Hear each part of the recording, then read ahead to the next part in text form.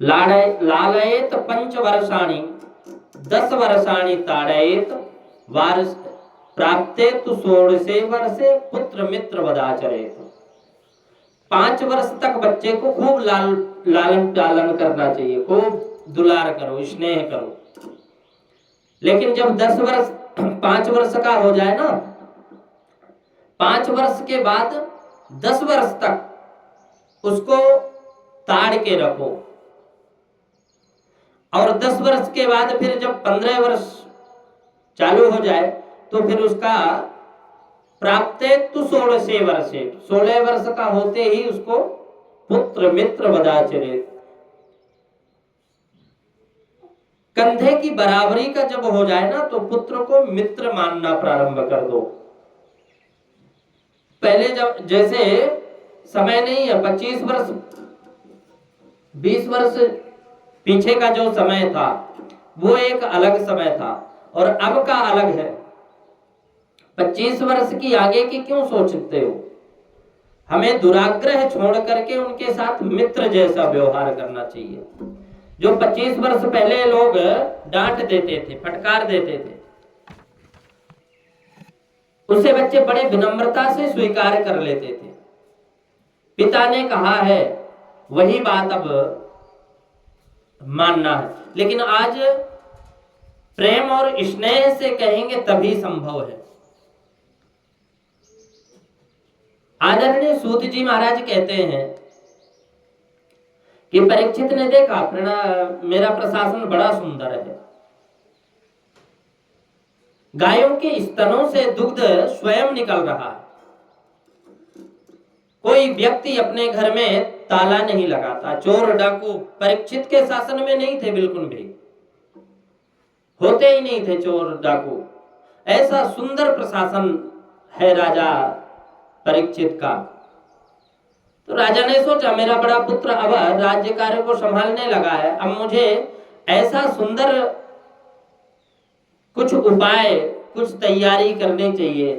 एक संत ने कहा कि आप 24 घंटों में 3 भाग को बांट दो, 8 घंटे सो जाओ, 8 घंटे कमाओ, 8 घंटे भजन करो। एक भगत ने कहा कि 8 घंटे सोने का तो ठीक है, 8 घंटे कमाने का भी ठीक है, लेकिन ये जो भजन करने का 8 घंटा बताया ना, ये बहुत ज्यादा है। संत ने कहा 4 घंटे में बांट लो, 4 भाग में बांट लो, 6 घंटे हो जाए, 6 घंटे सो जाना, 6 घंटे कमाओ, 6 घंटे भजन करो, 6 घंटे खेल लेना। भगत बोला आपने सोने में 2 घंटे कम कर दिए, पहले कम लगते थे, कमाने में 2 घंटे कम कर दिए, 8 घंटे ही कम थे। खेलना तो ठीक है जैसे तैसे कर लेंगे, लेकिन ये जो घंटे का भजन है ना 6 घंटे का, मुझे ज्यादा लगता है।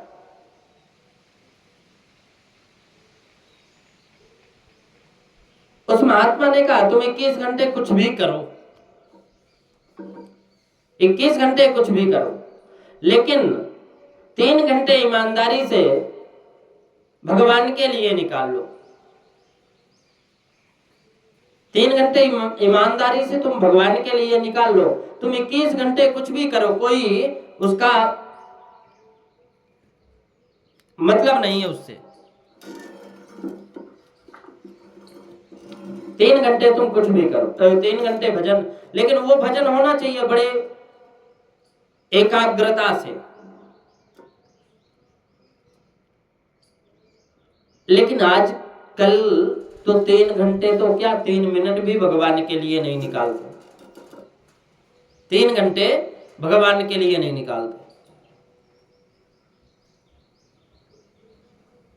21 घंटे अगर तुम्हें अच्छी तरह निकालना है ना, तो 3 घंटे अगर नियम से भजन कर लिए, 21 घंटे गारंटी है तुम्हारे 21 घंटे में कभी संकट नहीं आएगा।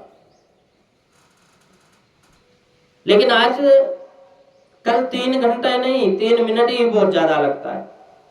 भगवान की स्तुति करने जाते हैं, मंदिर जाते हैं तो ध्यान रहता है जूता चप्पलों में, फिर इधर उधर की बातों में ध्यान चला जाता है।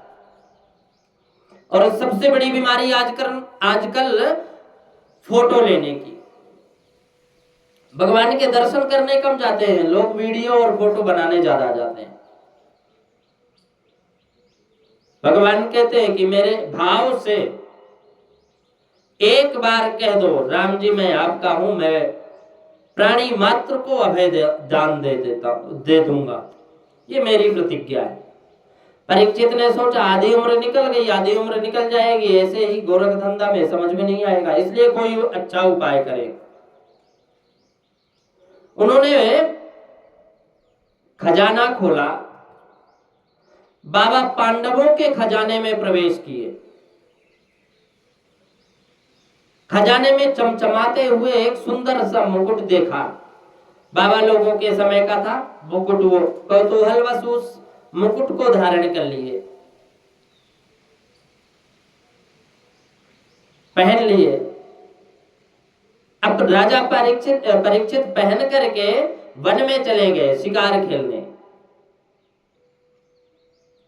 पुत्र अब राज्य कार्य संभालने लगा है ना, इसलिए राजा परीक्षित ज्यादा समय सत्संग में निकालते हैं, संतों के आश्रमों में निकालने लगे। और ग्रंथों में यहां तक लिखा है कि वो अपना भेष बदल के, राजा अपने राजसी भेष को उतार कर दूसरे साधारण भेष पहन करके जाते थे। संतों के आश्रम में इसलिए जाते थे कि चलो वहां साधु की सेवा करने का अवसर मिलेगा, साधु के संतों के आश्रम में झाड़ू बुहारी निकालने का अवसर हमें मिलेगा। तो कभी ग्वाला बन करके जाते थे, झाड़ू लगाकर आते थे। भारत के सम्राट हैं राजा परीक्षित, लेकिन वहां जाते हैं और कई बार तो चुपचाप गए, स्नान झाड़ू लगाए और वापस चले आए मुंह बंद करके, अपना चेहरा ढक करके गए। आज उन्होंने उस मुकुट को पहना और पहन करके एक जंगल में गए, सुदूर जंगल जाकर परीक्षित ने एक दृश्य देखा। एक पैर से एक बैल खड़ा है और बैल के सामने एक गाय खड़ी है, एक गाय खड़ी है। गाय माता बार बार रुदन कर रही है, लेकिन बैल उसको समझा रहा है ये बैल और कोई नहीं है, ये धर्म ही बैल है। सतयुग में धर्म के 4 पैर थे, सत्य, दान, दया और धर्म, पवित्रता। इन चारों में शांति है। सतयुग समाप्त हुआ, त्रेता युग आते आते त्रेता युग में 3 पैर बचे धर्म के, सत्य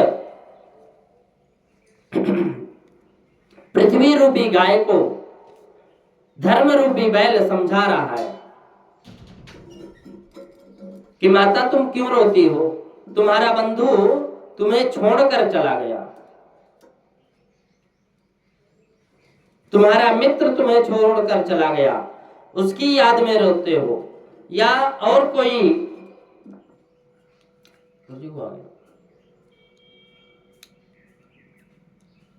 क्यों रोते हो, कारण क्या है?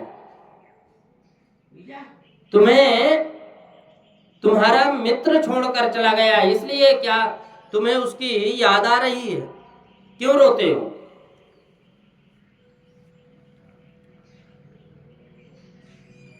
माता ये मेरे 3 पैर कटे हुए देखकर तुम रो रही हो, तुम तो साक्षात माता पृथ्वी हो। भगवान श्री कृष्ण ने तुम्हारे ऊपर बड़ी कृपा की, बड़ी लीला की है। अपनी लीलाओं को संपन्न करके प्रभु चले गए, क्या उनकी याद में शायद तुम रो रही होगी? पृथ्वी रूपी गाय ने कहा कि भगवान आप स्वयं धर्म हैं, और धर्म यदि उत्तरोत्तर बढ़ेगा तो पृथ्वी को प्रसन्नता होगी, क्योंकि हम पाप भी पृथ्वी पर करते हैं और पुण्य भी पृथ्वी पर करते हैं, दोनों कार्य करते हैं।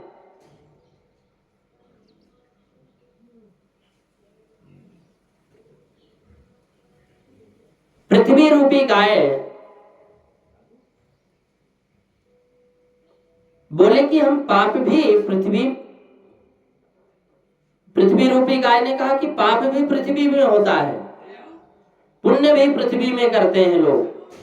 यह संसार धर्म का पालन नहीं करता, यह पापमय कलयुग की कुदृष्टि का शिकार हो गया।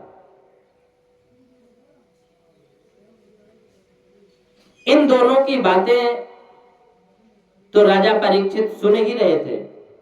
पास में आए और बोले कि आपके 3 पैर किसने काटे?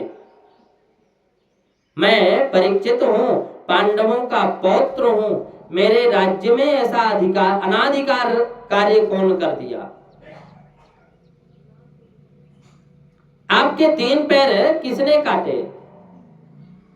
आप तो साक्षात धर्म के स्वरूप है, आपके 3 पैर किसने काटे? मैं उस व्यक्ति को दंडित करूंगा।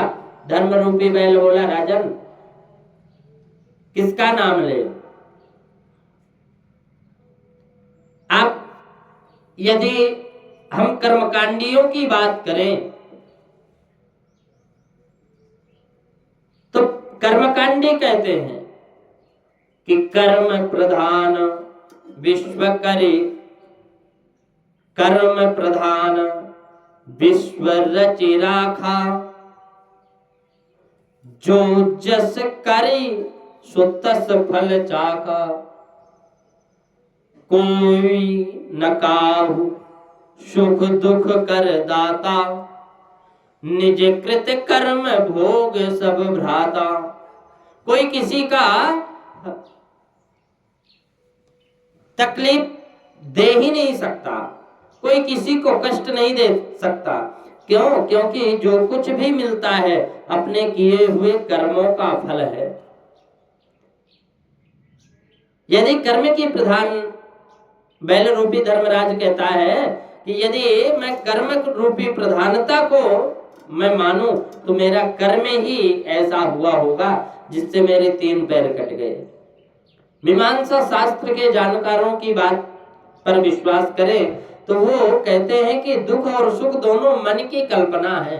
एयर कंडीशन कमरे में सोने का जो सुख मिलता है ना, वही सुख एक कुत्ते को गंदी नाली में मिलता है।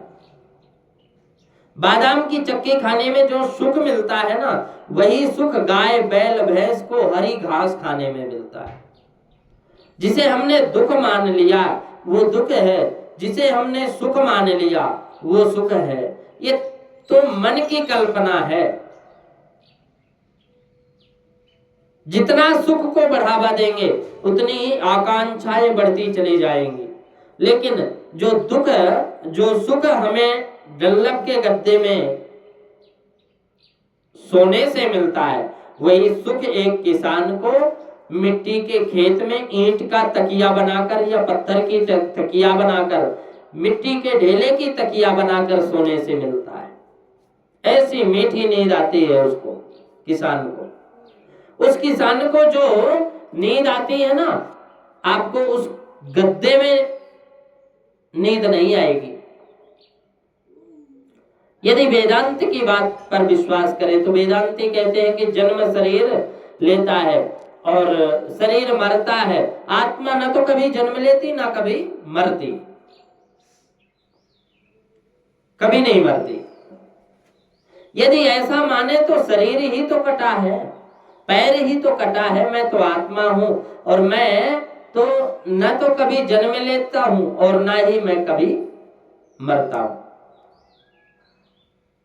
राजर्षि परीक्षित कहते हैं कि आप ठीक कह रहे हैं भगवान, लेकिन मैं उस व्यक्ति को ढूंढूंगा, मैं प्रयास करूंगा, आपको तकलीफ देने वाले को मैं छोड़ूंगा नहीं। इतना कहकर जैसे ही परीक्षित चले तो एक विचित्र दृश्य देखा है, और एक लंबा तगड़ा विशाल पुरुष, बड़ी बड़ी जिसके आंखें, बड़ी बड़ी मूछें, लंबी लंबी भुजा, नग्न तलवार लेकर के, काला सा चेहरा, एक पैर से खड़े हुए उस बैल को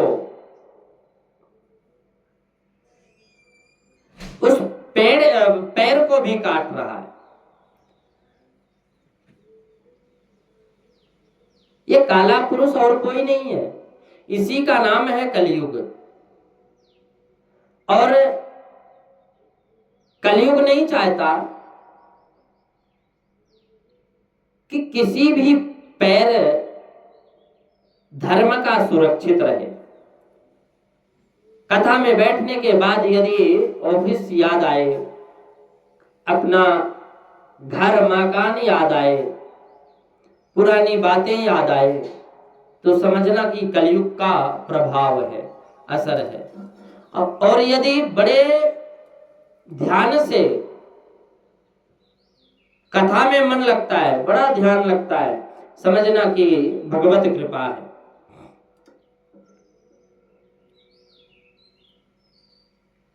आजकल कथा भी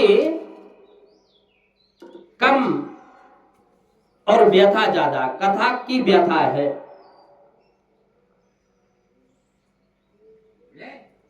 परीक्षित महाराज ने कहा कि तुम कौन हो?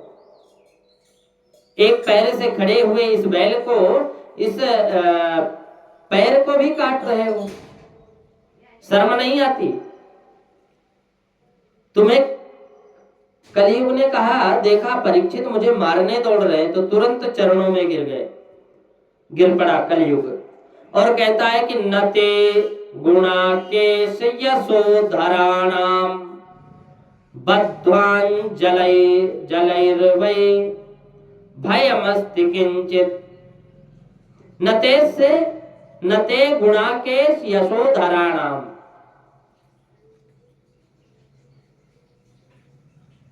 तुम मेरी शरण में आ गए।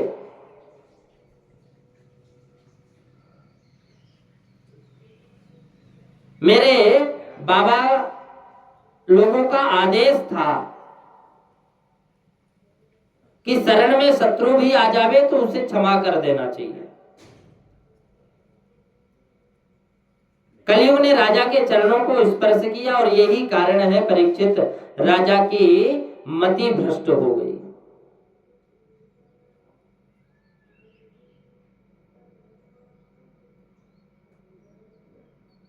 बद्ध्वान् जलैर्वै भयमस्ति किंचित, भय के कारण कलयुग ने राजा परीक्षित को स्पर्श करता है, चरणों को स्पर्श करता है, और राजा परीक्षित की मति भ्रष्ट हो जाती है। कलयुग ने प्रार्थना किया और कहा कि मैं कहां जाऊं? यदि मैं कोई स्थान आप मुझे दे दें, मैं जहां रह सकूं, मैं उसी स्थान पर रहूंगा जहां आप बोल देंगे। श्री परीक्षित को कलयुग पर दया आ गई और उन्होंने 4 जगह दे दी। द्यूतम पानम स्त्रियः सोना यत्रा धर्मश्चतुर्विध। जुआ, कलयुग का वास है जुआ में। जो द्यूत क्रीड़ा करता है उसके घर में कपट के रूप में कलयुग का प्रवेश है। जुआ बिना कपट के नहीं होता कभी भी। और यदि कोई सच्चाई के साथ जुए जीतना चाहे तो धर्मराज युधिष्ठिर भी हार गए। सुरापान, मदिरापान को कैसा बर्बाद कर देता है मानव को। शराब पीने वाला व्यक्ति को ऐसे आदमियों को देखा है जो शराब में मस्त होकर के गंदे नालियों में अंधे मुंह पड़े हुए, औंधे मुंह पड़े हुए हैं, ऐसे मुंह के बल लेटे हुए। किसी भी प्राणी की हिंसा करना, इसमें भी कलयुग का वास है। ये 4 जगह है, द्यूतम पानम स्त्रिया सोना। लेकिन कलयुग ने कहा कि जब कलयुग ने देखा कि जब तक राजा पर असर नहीं हो उस राज्य में रहने का मतलब ही क्या है। राजा परीक्षित न जुआ खेलते, न शराब पीते, न परी स्त्री गमन करते, न किसी हिंसा करते किसी की। और अच्छा, कलयुग बोला ये सब जगह तो गंदी है, कोई अच्छा सा स्थान दे दो तो बड़ी कृपा होगी। तो राजा ना जाने क्यों राजा परीक्षित के मुख से निकल गया कि जाओ सुवर्ण में भी तुम्हारा वास होगा। परीक्षित का मुकुट भी तो सुवर्ण का था, सोने का था। कलयुग ने सूक्ष्म रूप से प्रवेश किया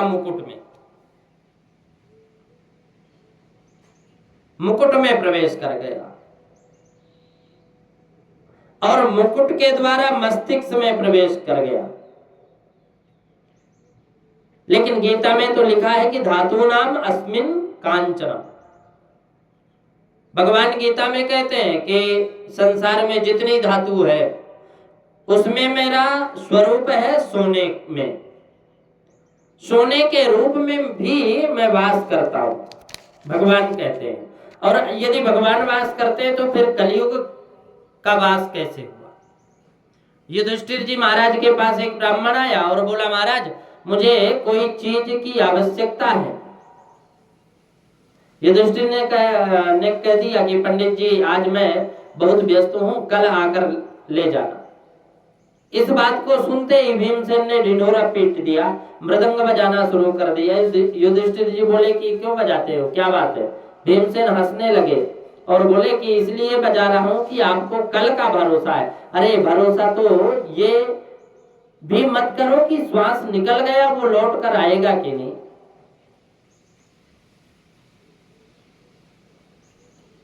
हम जमीन पर चल रहे हैं, एक पांव रखा है, दूसरा पांव मैं रख पाऊंगा कि नहीं ये भी कोई गारंटी नहीं है। परीक्षित कहते हैं लेकिन मैं दावे के साथ कह सकता हूं, मैं दावे के साथ कह सकता हूं। वेद वेदांत में सिद्धांत के रूप में लिखा है कि हिरण्यगर्भ माने जिसके पेट में सोना है। वेद में सिद्धांत के रूप में लिखा है। इसलिए हिरण्यगर्भ भगवान का नाम है और जो सोने का रूप है उसे हिरण्यगर्भ कहते हैं। तो सुवर्ण में परमात्मा का वास है, तो उसमें कलयुग प्रवेश कैसे कर सकता है? आचार्य श्री सूत जी कहते हैं किसी भी प्राणी की हिंसा नहीं करके परिश्रम करके कमाया हुआ जो सुवर्ण है, सोना है, उसमें परमात्मा का वास है। और लोगों को तकलीफ देकर हिंसा से कमाया हुआ जो सोना है उसी में कलयुग का वास है। इसका मतलब परीक्षित का मुकुट जिसमें कलयुग ने प्रवेश किया वो बेईमानी का है या फिर ईमानदारी का है। तो परीक्षित, राजर्षि परीक्षित ने जो मुकुट पहन रखा था ना, वो मुकुट पांडवों का मुकुट नहीं था, ये जरासंध का मुकुट था। और जरासंध को मारकर पांडव लोग इस मुकुट को लेकर के आए थे। जरासंध को तो बड़ा पापी था, इसी दुर्गुण की वजह से उस मुकुट में से होकर के मस्तिष्क में प्रवेश कर गए कलयुग। और वर्णन तो ऐसा भी आता है कि राजा परीक्षित तो ऐसे कृपालु थे कि वेश बदल करके संतों के आश्रम में जाते थे। पहले के राजा क्षत्रिय वैश्य ब्राह्मण के घर का भोजन नहीं करते थे। ये यदि प्रसाद के रूप में उन्हें कुछ दिया भी जाता था ना, तो वो सोचते थे कि इसके बदले में मैं इन्हें क्या दे दूं। आज कलयुग के प्रभाव से परीक्षित महाराज की बुद्धि में विकृति आ गई और सुंदर दूर जंगल में जाते जाते परीक्षित एक ऋषि के आश्रम में पहुंच गए। और ये ऋषि महान तेजस्वी संत हैं, समेक ऋषि। समेक ऋषि समाधि में बैठे थे। राजा परीक्षित को प्यास लगी, महात्मा जी को बोला कि महात्मा जी जल पिलाओ, हम परीक्षित हैं। अरे सुनते नहीं क्या, हमें भूख लगी है, कुछ खाने को दीजिए।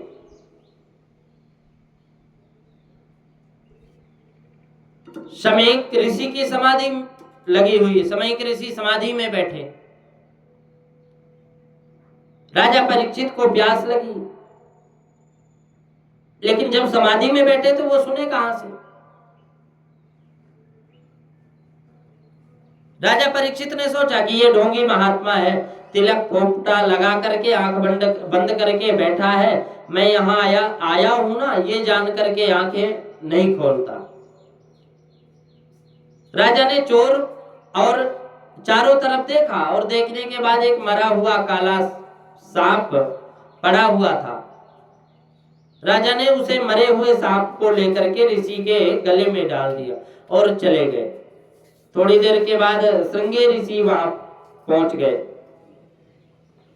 समाधि में लीन पिता के गले में मरा हुआ सर्प देखकर बोले, ये दुष्टता किसने की? ये कौन है दुष्ट जो पिताजी के गले में मरा हुआ सर्प डाल दिया? कुछ छोटे छोटे ऋषि कुमार खेल रहे थे, वो आए और बोले कि महाराज, ये एक राजा आया हुआ था, उन्होंने मरा हुआ सर्प आपके पिता के गले में डाल दिया। उस ब्रह्मचारी तेजस्वी ऋषि को क्रोध आया, भड़क उठा, तुरंत हाथ में जल लेकर के, गंगा जल लेकर के कहा कि जिस सर्प को परीक्षित ने मेरे पिता के गले में डाला है, उसके पूर्वज तो तक्षक सर्प है।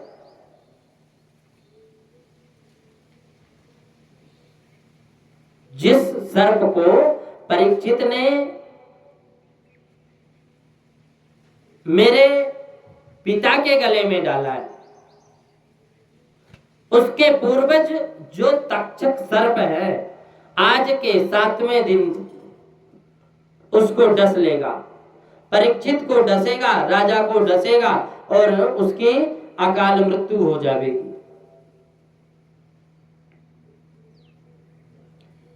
उन्हें भारत का सम्राट होने का गर्व है, वाणी रूपी बाण को चला दिया।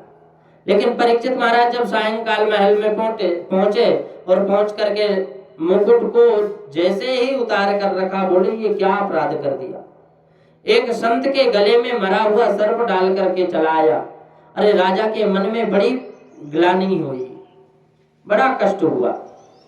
इधर समीक ऋषि ने अपने गले में मरा हुआ सर्प देखा समाधि टूटते ही, तो सोचा किसी ऋषि ने विनोद किया होगा, कौतूहलवश डाल दिया होगा। लेकिन अपने पुत्र को रोते हुए देखा तो बोला, बेटा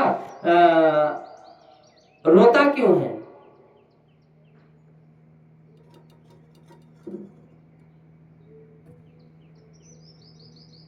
पुत्र ने कहा कि गले में मरा हुआ यह सर्प डालकर चले गए। तो समीक मुनि ने कहा कि बेटा, जो कोई भी डाला होगा, क्या पता मैं कोई गलती की। बोले और कोई नहीं डाला, ये तो राजा परीक्षित आए थे और वो डाल करके चले गए। तो समीक मुनि ने कहा कि बेटा, राजा हमारी रक्षा करते हैं, हमारा आदर करते हैं, राजा परीक्षित की कृपा से हम निर्जन वन में रह रहे हैं, निर्भीक विचरण करते हैं, जो राजा हमारी सुरक्षा करता है। और यदि राजा हमारे आश्रम में आए तो हमारा कर्तव्य बनता है, मैं उन्हें जलपान के लिए कहता, उन्हें बैठाता। पर मैं समाधि में था, आज नहीं समझ पाया, मैं जान भी नहीं पाया कि राजा परीक्षित आए थे। मैं उनका आदर नहीं किया, राजा सर्प डाल करके चले गए, कोई बात नहीं। श्रृंगी बोले, पिताजी मैंने उन्हें दंड दिया कि आज के बाद परीक्षित जीवन में दोबारा कभी ऐसा नहीं करेंगे। समीक मुनि बोले कि क्या ऐसा तुमने क्या कर दिया?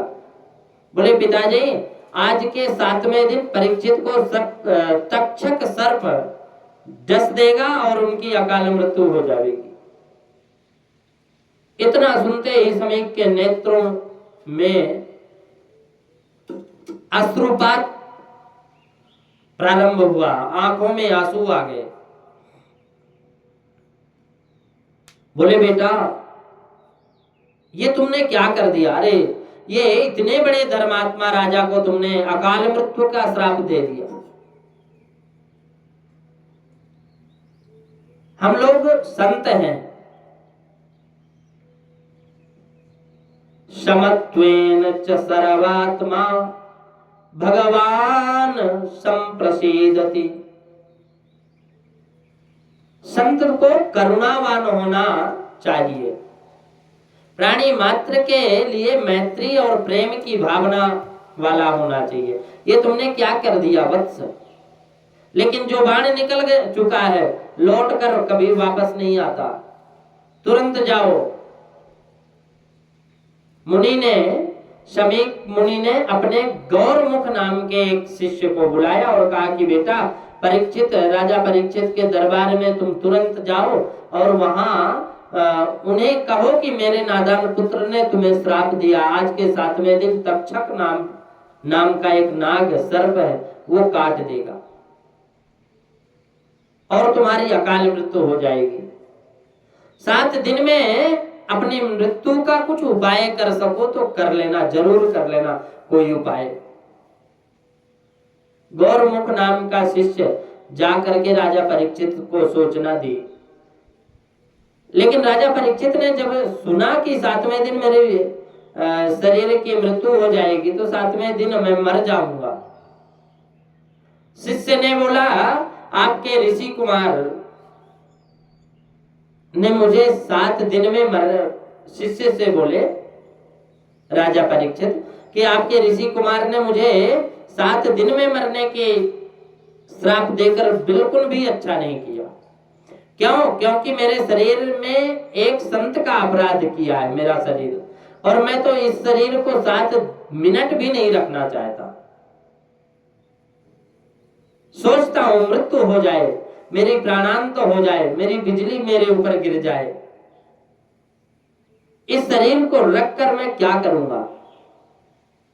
वैसे मैं स्वयं कल ऋषि के पास क्षमा याचना करने वाला था, लेकिन जैसे गोविंद की इच्छा, परीक्षित महाराज ने मंत्री को सूचना दी हमारे ज्येष्ठ पुत्र जन्मेजय को राजगद्दी पर बैठाने की व्यवस्था करो।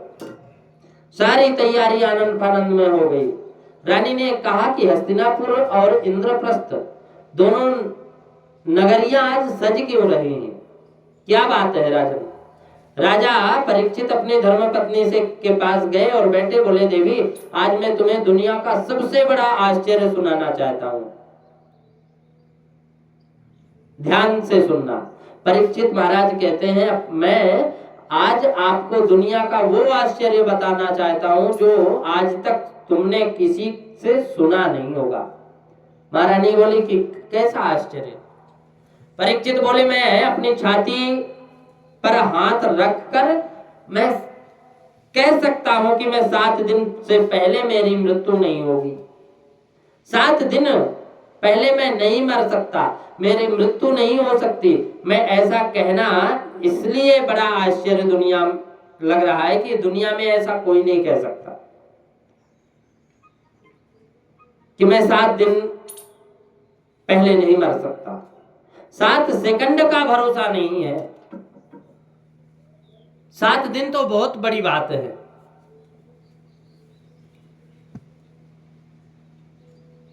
यह हमारी भ्रांति है, जीवन का क्या भरोसा? यह हमारी भ्रांति है, प्लानिंग करते करते 100 वर्ष आएंगे। युधिष्ठिर जी महाराज के पास एक ब्राह्मण गया और ब्राह्मण जी जाकर के बोले महाराज मुझे इस चीज की आवश्यकता है। युधिष्ठिर जी ने कहा कि पंडित जी आज तो मैं बहुत व्यस्त हूं, कल आना और कल आपको मिल जाएगा, प्राप्त हो जाएगा। आज बहुत व्यस्त हूं। तो इस बात को सुनकर भीमसेन ने ढिंढोरा पिटवा दिया, मृदंग बजाना शुरू कर दिए। युधिष्ठिर जी बोले कि मृदंग क्यों बजाते हो? भीमसेन हंसते हुए बोले कि महाराज, मुझे आपको कल का भरोसा है, मुझे तो आज का भी भरोसा नहीं है, अभी का भरोसा नहीं है, ना जाने कब किस समय मौत आ जाए। आपने वो पंडित जी को कल का भरोसा दे दिया।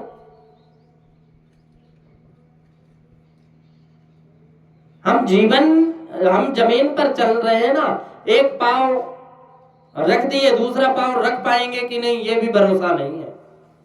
परीक्षित कहते हैं लेकिन मैं दावे के साथ कह सकता हूं कि मैं 7 दिन तक मेरी मृत्यु नहीं हो सकती।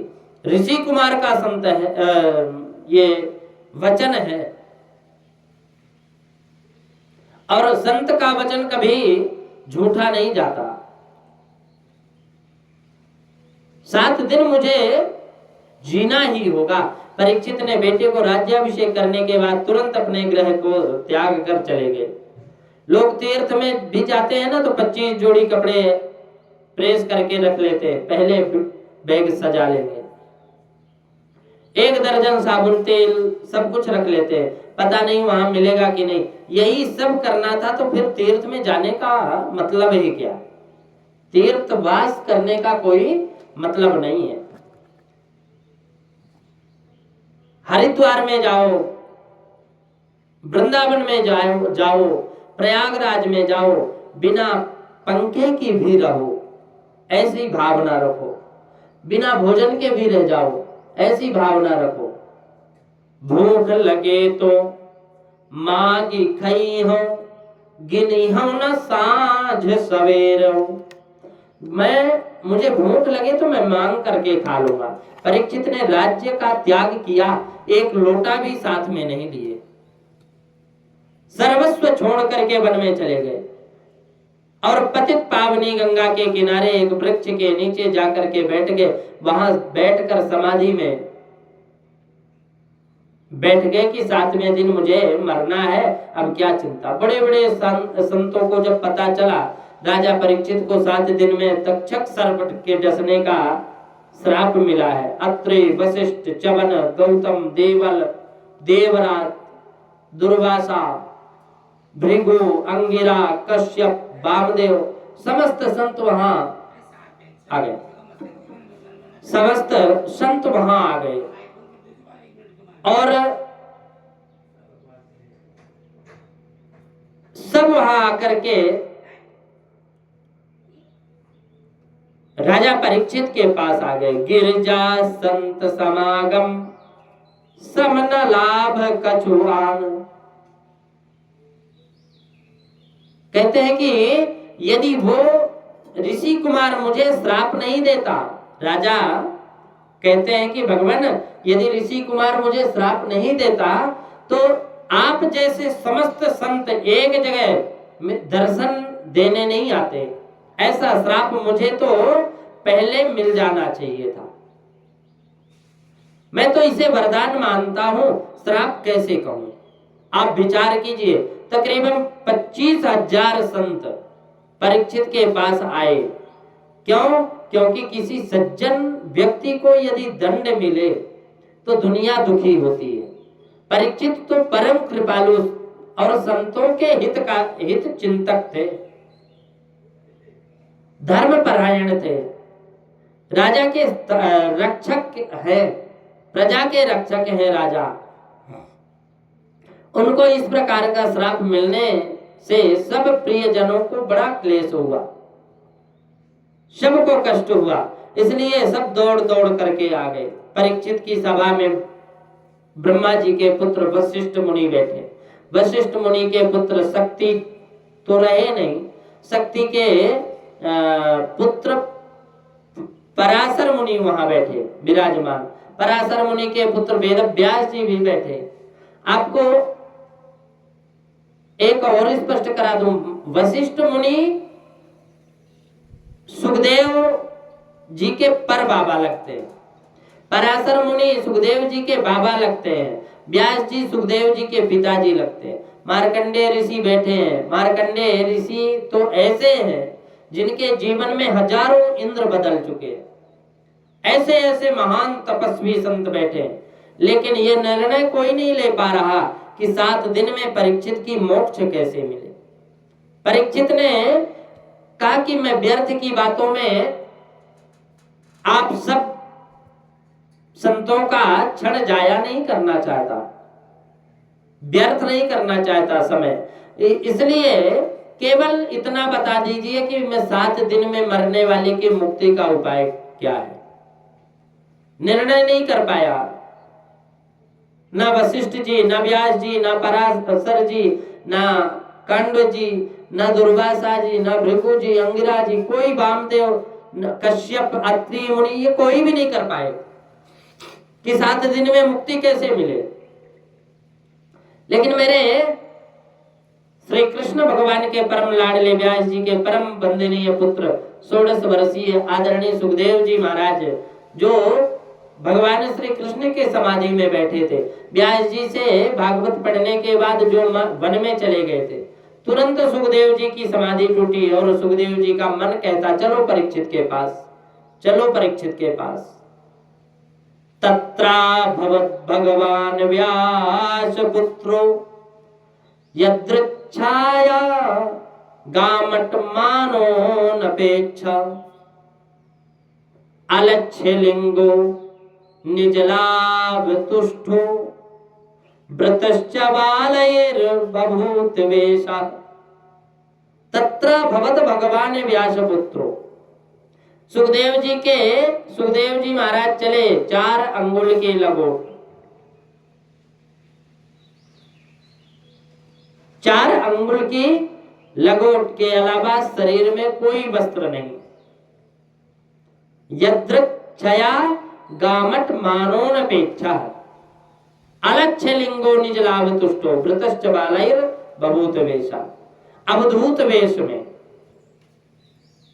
चौड़ा वक्षस्थल, लंबी भुजाएं, 16 वर्ष, परम सुंदर नीलमणि जैसा चमकता चेहरा, ऐसे सुखदेव जी महाराज का आगमन हुआ। इतना ऊंचा संत आ रहा है तो भीड़ लगी होगी, 2-4 हजार लोग साथ में होंगे, लेकिन ऐसा कुछ नहीं था। सुखदेव जी के साथ एक भी शिष्य नहीं। जब गांव से निकले तो लोग वहां से गांव से निकले तो छोटे छोटे बच्चे जरूर दौड़ने लगे, गांव में नंगा बाबा आया, नंगा बाबा आया। 16 वर्ष की उम्र में सुखदेव जी राजा परीक्षित की सभा में जैसे ही प्रवेश किए तो परीक्षित की सभा में सुखदेव जी के पिता, सुखदेव जी के बाबा पराशर बाबा और भी लंबी लंबी उम्र वाले संत जो सब थे, वो 16 वर्ष के सुखदेव जी को देख करके खड़े हो गए। श्री सुखदेव जी महाराज की जय।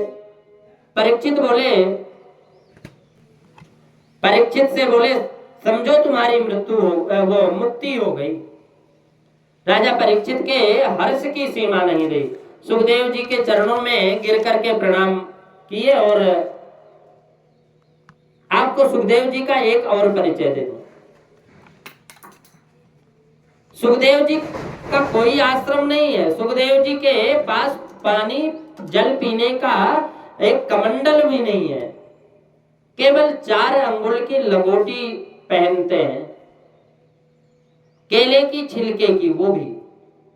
सुखदेव जी सभा में जाकर बैठे। सुखदेव जी का नियम था जितना समय एक गाय दुहने में लगता है ना, उतनी देर एक द्वार पर खड़े रहते। 5 घरों से भिक्षा लेते हैं। द्वार पर जाकर ये नहीं कहते कि मां भिक्षाम दे। एक गाय दुहने के बराबर 6 मिनट का समय लगता है एक गाय धोने में। सुखदेव जी 6 मिनट एक द्वार पर खड़े रहते थे।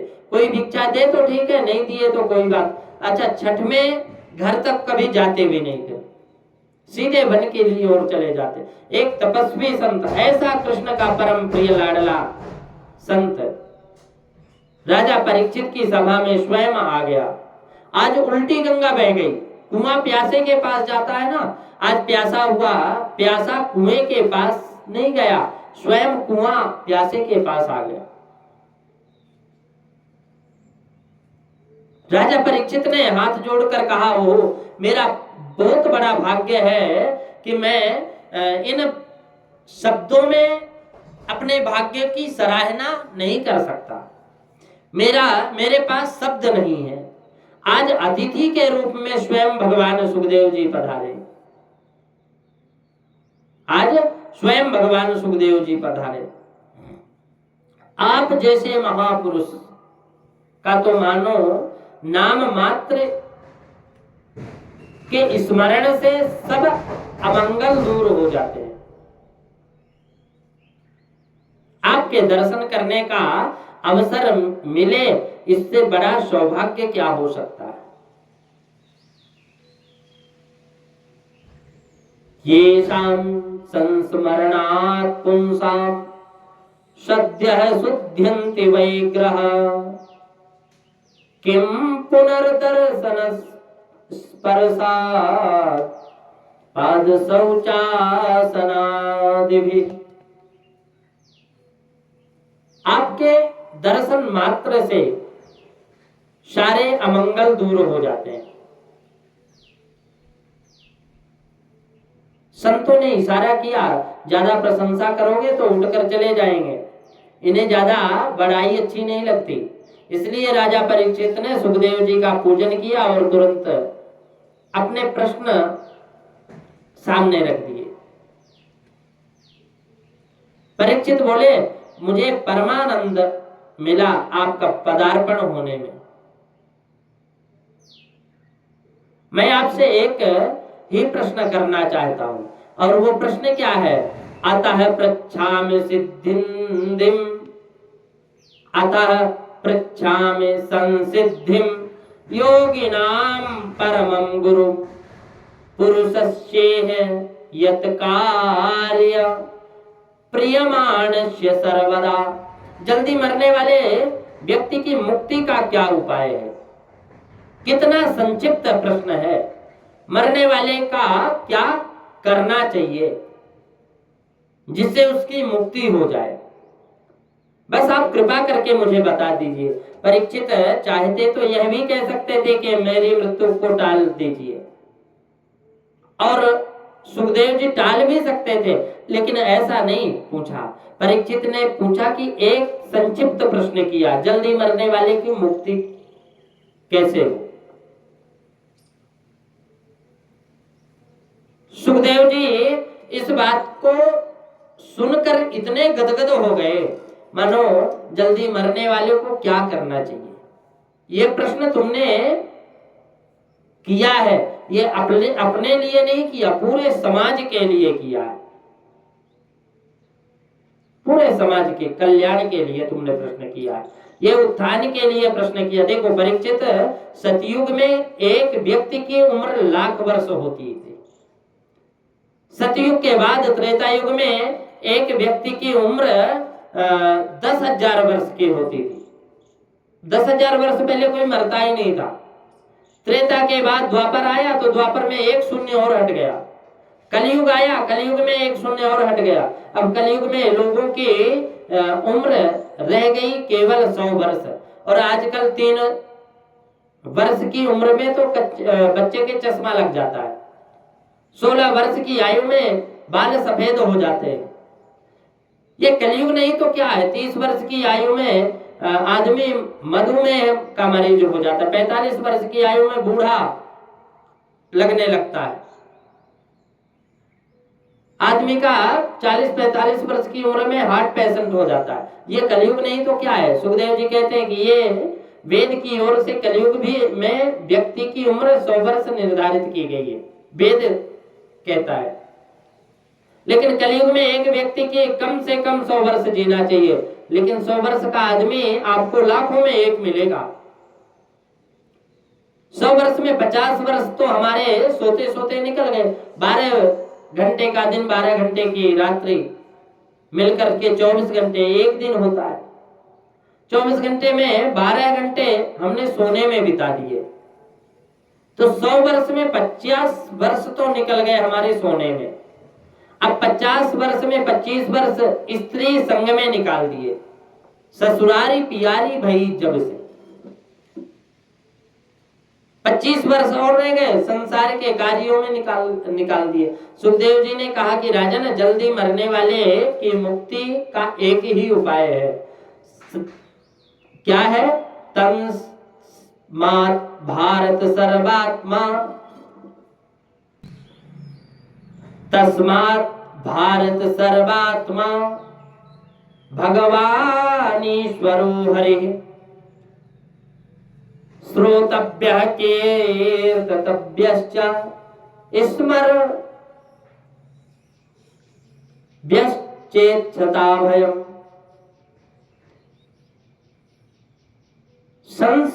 तस्मात् भारत सर्वात्मा भगवान ईश्वरो हरि श्रोतव्यः कीर्तव्यश्च।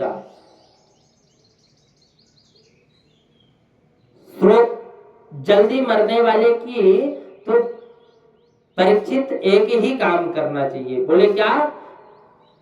सुनना चाहिए और क्या? स्मरण करना चाहिए। कीर्तव्यश्च, श्वास श्वास में कृष्ण भजे, वृथा श्वास नहीं खोए, और ना जाने ये श्वास की आवन हो या ना हो। श्वास जो निकल गया एक बार, फिर वो श्वास वापस आता है कि नहीं, ये प्रत्येक परिस्थिति में चलते फिरते उठते बैठते हंसते गाते खाते पीते हमेशा हर समय भगवान का नाम याद रखो। कर से कर्म करहु विधिनाना, मन राख्यो जहाँ कृपा निधाना। मन को गोविंद के चरणों में बांध लो, और ये भगवान के चरणों में बांध लो, तो ये मन ही तो तुम्हारा बंधन और मुक्ति का कारण है। राजा ने कहा कि मन तो बड़ा चंचल है। मैं मंदिर गया, आपने कहा कि ठाकुर जी को फूल चढ़ाओ, मैं फूल चढ़ा दिया। वस्त्र चढ़ाओ, मैं वस्त्र भी चढ़ा दिया। आपने कहा कि मन को चढ़ाओ, तो मन को तो मैं चढ़ा सकता, क्योंकि मन कैसे चढ़े, मन को कैसे चढ़ा सकता हो? मन मेरे बस में नहीं है। आपको कलकत्ता में आप बैठे, बंबई में बैठे, जयपुर में बैठे, और हवाई जहाज से कहीं भी जाना चाहे तो कम से कम 2-2.5 घंटे लगे, 3 घंटे लगे, 1 घंटे लगे, लेकिन मन को बंबई पहुंचने में आधा सेकंड से भी कम लगता है। अर्जुन यही व्यथा गीता में भगवान श्री कृष्ण के से कही कि मन बड़ा चंचल है। आप बैठे बैठे यहाँ कथा सुन रहे हैं, आपका घर चला गया मन, आप तो बैठे रह गए, दरवाजा खुला तो नहीं छोड़ा, नौकर गड़बड़ तो नहीं कर रहे हैं, ये मन बस में नहीं है। कथा सुनते सुनते मन पता नहीं कहां चला जाता है। इतने तेज गति से मन चलने वाली दुनिया में दूसरी कोई है ही नहीं सिवा मन के। परीक्षित कहते हैं कि मन को गोविंद के चरणों में लगाऊं कैसे? आचार्य सुखदेव जी ने कहा कि राजन, मन को वश में करना है तो 4 बातों को ध्यान रखो। जितासनो जित श्वासो, जितासनो जित श्वासो, जित संगो जितेन्द्रियः, स्थूले भगवतो रूपे मनः संधारयेत् धियः। मन को जीतना है तो पहले आसन को जीतो।